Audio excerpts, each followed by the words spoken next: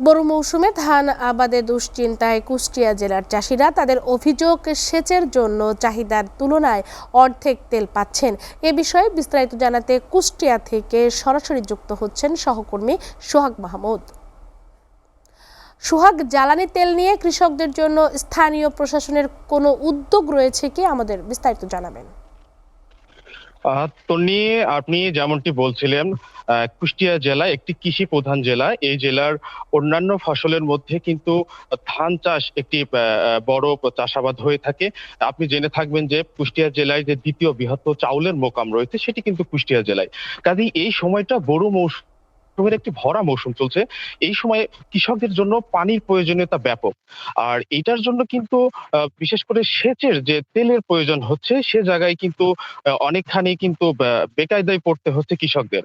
আপনাকে যদি বলে রাখি যে কুষ্টিয়া জেলার ২ টি উপজেলা, অর্থাৎ দৌলতপুর এবং কুমারখালী অঞ্চলে বেশ কিছু জায়গা রয়েছে চর অঞ্চল, যেখানে কিন্তু বিদ্যুতের ব্যবস্থা না থাকায় এই ডিজেলের মাধ্যমেই কিন্তু কৃষকরা তাদের আ আ যে পানির যে সরবরাহের যে ব্যাপারটি থাকে সেই কাজ কিন্তু সম্পন্ন করে থাকে। কিন্তু এবছর এটা নিয়ে যে তেলের যে সংকট দেখা দিয়েছে তার ফলেই কিন্তু জটিলতা সৃষ্টি হয়েছে। আমি কথা বলেছিলাম জেলা কৃষি কর্মকর্তার সঙ্গে। তারা জানিয়েছেন যে এবছর বোরো আবাদের লক্ষ্যমাত্রা ধরা হয়েছে কুষ্টিয়ায় ৩২,৯৬৬ হেক্টর জমিতে। আর আবাদ হচ্ছে ৩২,২৪৬ হেক্টর জমি। এক্ষেত্রে জিকে সেচ প্রকল্পের আওতায় সেচকৃত জমি কিন্তু রয়েছে ১০,০৩০ হেক্টর জমি। আরেকটি বিষয় যদি বলে রাখি, এর জন্য কিন্তু প্রতিদিন তেলের প্রয়োজন হচ্ছে, অর্থাৎ ডিজেলের প্রয়োজন হচ্ছে ৩২,৯০১ লিটার।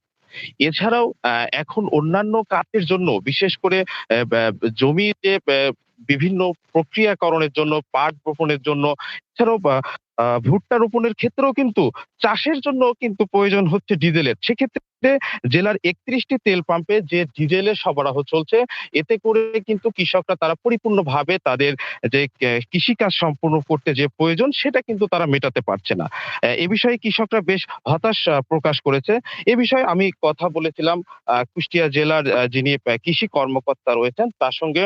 তিনি আমাদেরকে জানিয়েছেন যে ইতিমধ্যেই বিভিন্ন উপজেলা কৃষি কর্মকর্তা যারা রয়েছেন তাদেরকে নির্দেশ দেওয়া হচ্ছে যারা প্রকৃত কৃষক, যারা চাষী, যারা বিশেষ করে কৃষিকাজের জন্য এই ডিজেল সরবরাহের কারণে তাদের চাষাবাদ ব্যাহত হচ্ছে, তাদের জন্য উপজেলা পর্যায় থেকে একটি প্রত্যয়নপত্র দেয়া হচ্ছে। এই প্রত্যয়নপত্রের মাধ্যমেই তারা উপজেলার বিভিন্ন যে তেল পাম্পগুলা রয়েছে সেখানে তারা যাচ্ছেন এবং এই প্রত্যয়নপত্রের সহযোগিতায় তারা যেন খুব সহজেই তাদের ডিজেল সংগ্রহ করতে পারে, এই উদ্যোগ কিন্তু নেওয়া হয়েছে।